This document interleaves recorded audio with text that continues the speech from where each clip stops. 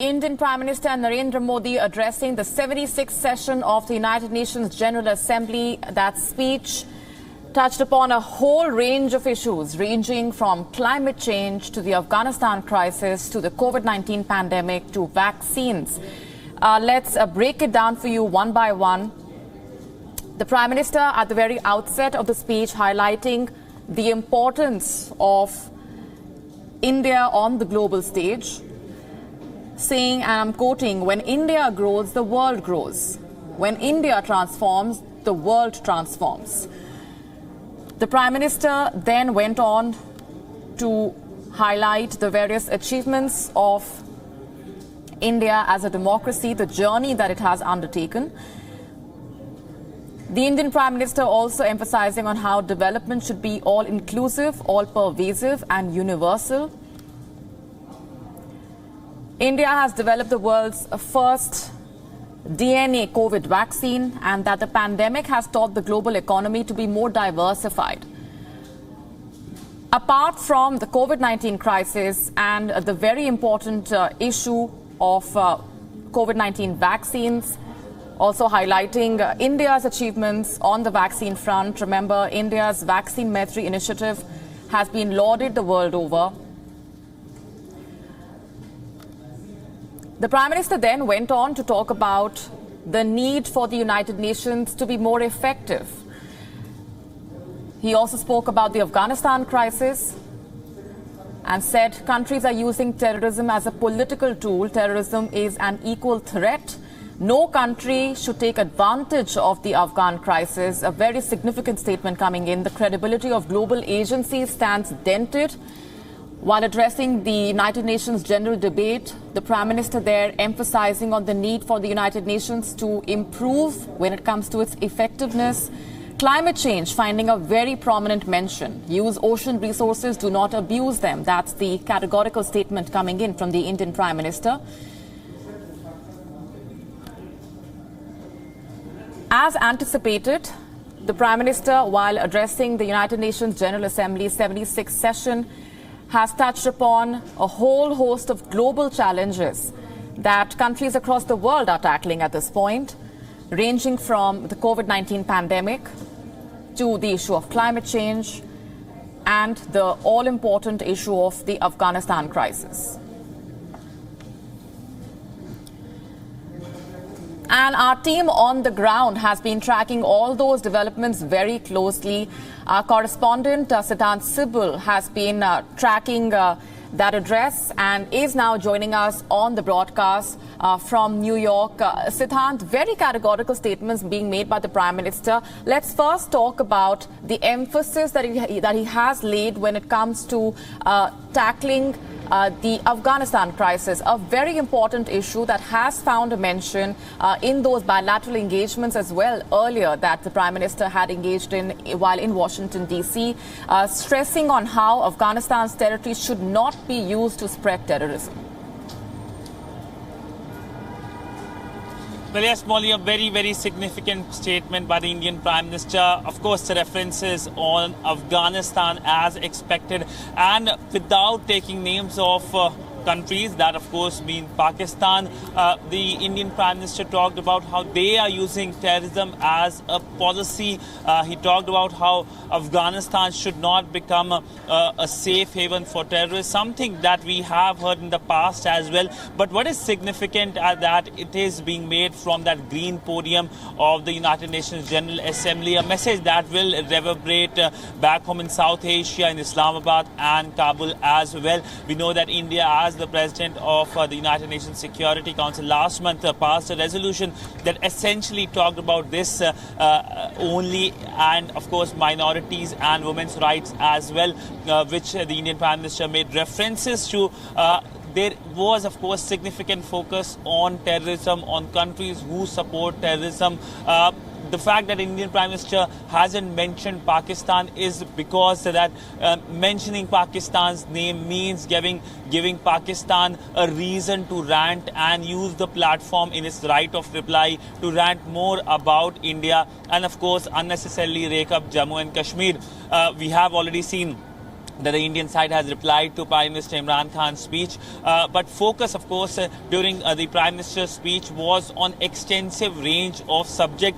The Indian Prime Minister made a contrast saying that while when it comes to India, it is going to make satellites. In fact, he made a huge announcement saying 75 satellites will be launched by Indian students and universities in the Amrit Mahotsav celebration. That basically is the 75th anniversary year celebration of India. While India is doing such kind of progressive works, scientific thinking, there are countries who are indulging in a very extremist policies. He talked about the thought process which is right now causing a lot of problems, which he talked about is extremism. But if we talk about other issues, he talked about it was climate change. He talked about the COVID crisis, how India is wide making range vaccines. of address. He also... Right. The Indian Prime Minister, while addressing the 76th session of the United Nations General Assembly, touching upon a whole host of issues. Stay with me, Sidhant. Let's also get in our executive editor, Palki Sharma, who is also in New York and is joining us on the broadcast. Hi, Palki.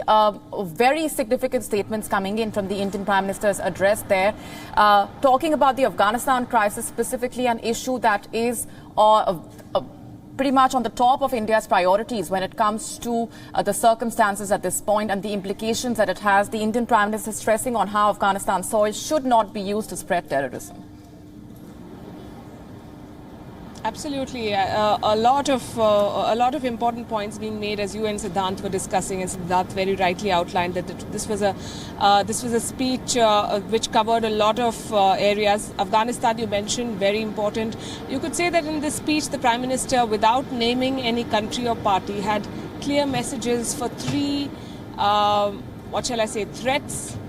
Three countries, three entities that pose a threat to the world. One was Afghanistan, ruled by the Taliban right now. He said that Afghanistan should not be allowed to become a safe haven for terrorists, and countries should not see this as an opportunity to further their own agenda and use, quote-unquote, the delicate situation in Afghanistan. That's how he put it. The second message directly was for countries like Pakistan. He said that there are countries that use use regressive thinking, extremism, and terrorism as a political tool, and they must know that terrorism will come back to hurt them as well.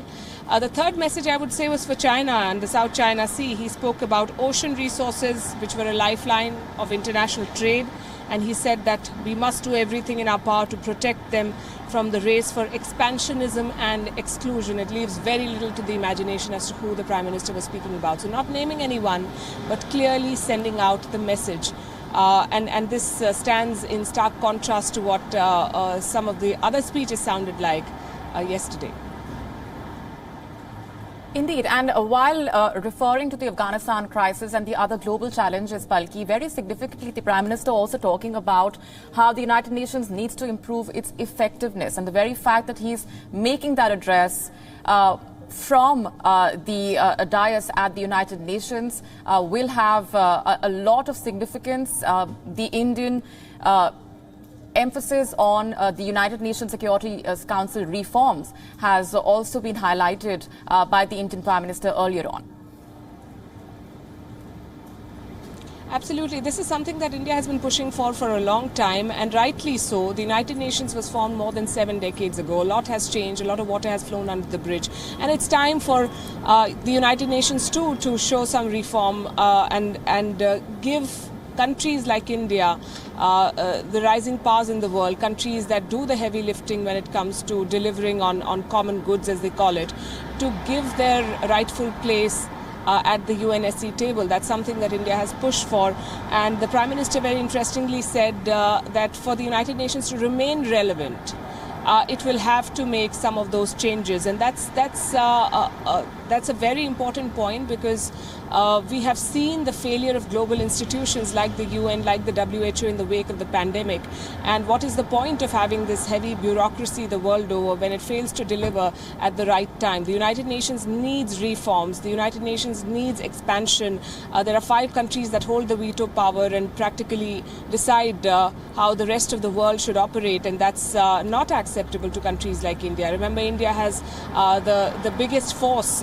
It is the biggest contributor to the UN peacekeeping forces. Why should India not then have a say in making decisions? And countries like India, and he interestingly quoted Acharya Chanakya, and he said that when the right action is not taken at the right time, then it is time that makes the action fail. So this was a clear message for the UN, that it's time for the UN to reform, otherwise the UN will be rendered irrelevant. And that is something that was expected. We were told in the run-up to the speech that the Prime Minister is going to push for United Nations reform. Right, and significantly, the American president also earlier reiterated his support for India's permanent seat in the UN Security Council, Palki. And this address coming in after the all-important Quad summit, after the Prime Minister's bilaterals with the Japanese Prime Minister, with the Australian Prime Minister, as well as the American President, and of course the Vice President. So all of these issues that we are seeing the Prime Minister highlight also found significant mentions during the earlier discussions that were held by the Prime Minister in Washington, D.C. Right, Molly, it's important to understand what kind of a platform we are talking about. We are talking about the United Nations General Assembly. This is the governing body for the world, if I may. And what does a world leader sound like? There are countries like Turkey, there are countries like Pakistan. You saw Imran Khan's speech, and I have some very interesting data. Imran Khan mentioned India 15 times in his speech. He mentioned Kashmir 13 times. He mentioned terror or terrorists 10 times. Islam or Islamophobia 5 times. Muslims 7 times. Taliban 7 times. You see where this is going. You see what is the thought behind that address. It's very personal. It's very negative. It's the tone is that of attack. And then you compare it to speeches like the Indian Prime Ministers. What are the issues that he raised? Democracy, inclusivity, development. He's talking about banking the unbanked. He's talking about housing. He's talking about digitization of services, vaccine manufacturing, supply chain diversification, climate change, terrorism, regressive thinking, science-based thinking, startups, incubator culture. These are opposite sides of the spectrum. The Indian Prime Minister is talking about a constructive approach. He's talking about development, and these are the goods that India delivers, not just within the country but outside, because as he said, when India reforms, the world transforms.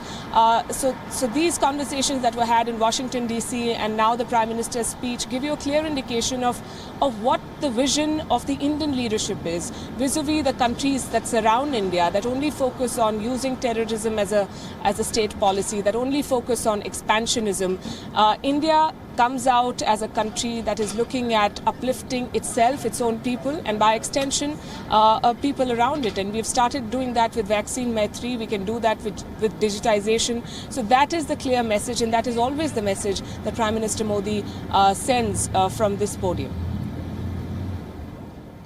Right, and specifically on the Afghanistan crisis, Palki, since we're talking about the meetings that were held earlier in Washington, D.C., what is your assessment of whether or not India was able to achieve what it wanted on the Afghanistan crisis?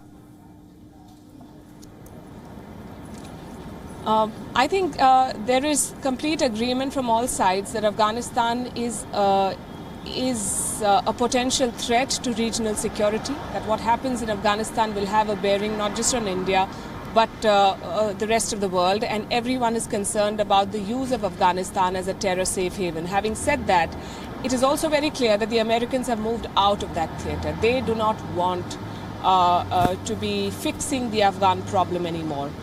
So India, to that extent, is on its own. India will have to devise its own strategy. India always has had an independent strategy in Afghanistan. Remember, Donald Trump pushed India very much to put troops on the ground, and that was an absolute no. India's contribution to Afghanistan was to nation building. India's contribution was to investment. India's contribution was to helping the Afghan people directly, and that's something that I understand India will continue to do. As far as the terror threat, India can only impress upon its allies and its partners that working with Pakistan is tricky. Pakistan is a double-edged sword, and if they use Pakistan as part of the solution, then they will never be able to solve the problem. I'm sure India has been able to convey that effectively to the American leadership, both in the conversation with Kamala Harris and with Joe Biden, and then later with the Quad meeting. But eventually what happens and how India moves ahead on this is something that will be led by New Delhi and not necessarily from Washington, D.C. And a very key aspect of India emerging as a global leader, Palki, has been its vaccine diplomacy. And the Vaccine Maitri initiative of India has been lauded while the Prime Minister was interacting with the US Vice President, as also the US President. Take us through what this really means for India on the global stage when it comes to helping countries deal with the COVID-19 crisis. The Prime Minister also highlighting the achievements when it comes to India's initiatives on the vaccine front. Vaccines are the lifeline in a post-pandemic world, and there are countries that sell weapons in the name of ensuring security of people and nations. And then there are countries that provide vaccines. India is not just selling vaccines, it is giving vaccines to friendly countries for free. And if you ask a common person on the street, what do you care for more? Another missile defense system or a vaccine that will save your life from a deadly virus? I'm sure they will pick vaccines, and that is how India is reaching out. India is making partners not just in governments, not just in capitals of various countries. India is partnering with people of all these countries by directly reaching out and making a difference to the lives of each individual. That is the kind of approach that India has followed. We know that India has the ability, India has the infrastructure, India has the facilities to make vaccines, and the world is relying on India really to be the pharmacy and to be able to provide vaccines that actually work. We know that the Chinese have also sold vaccines, and we know examples of countries like Bahrain and Indonesia that depended on Chinese vaccines initially but are now having to resort to booster shots. So India's vaccine diplomacy is going to have far-reaching implications. This is not a short-term plan. This is something that India will be remembered for. Remember, when people talk about India, they talk about yoga, they talk about peace. These are things that lend a soft power to a country. And from where I stand, I feel that this vaccine diplomacy, this ability to help tens of millions of people the world over with life-saving vaccines is going to bear fruit for India, not just in the short term, but for a long time to come. And the issue of climate change finding a very prominent mention. The Prime Minister stressing on how our oceans are also our shared heritage, and we need to protect them. They're also the lifeline of international trade. We must protect them from the race for expansion and exclusion. That is a very significant statement, and can be interpreted as a message, a strong message coming in from India when it comes to the climate change crisis. Absolutely. These are two things here, Molly. One is climate change. India is very keen to pitch itself as a partner for the diversification of global economy and ecology. Those are the words the Prime Minister used. He said that it is important, it is imperative that value chains, that supply chains are diversified, they're expanded, because we've seen what monopolization of such networks does. So one aspect is the ecology, and interestingly, this is something that has come up in every conversation, every statement, every readout over the past 3 days, and that is the green hydrogen hub So India is, I believe, very serious about working on green technology. The Prime Minister very interestingly said that the future generations will turn around and ask when it was time to make those decisions, where were you? What were you doing? So now is the time to make those tough decisions and work towards an industrial and economic policy that is climate friendly, that is sustainable. So this is one side of it. The other side that you said about expansionism in South China Sea is a direct indication to what's happening vis-a-vis China. China is an expansionist country. It has emerged as an expansionist, aggressive force in the South China Sea. And ocean resources do not belong to a particular country. These are shared resources. As he said, this is the lifeline of trade. And this region, the Indo-Pacific region, has seen 42% of global exports is going to see in this year. So this has become a very, very important hub, a very important region. And one country cannot monopolize these waterways. One country cannot stake claim to all ocean resources. Without naming that country, the Prime Minister has said that the world needs to come together to check such expansion agenda. So these are two different things, two very, very important things which he has brought together in his speech today.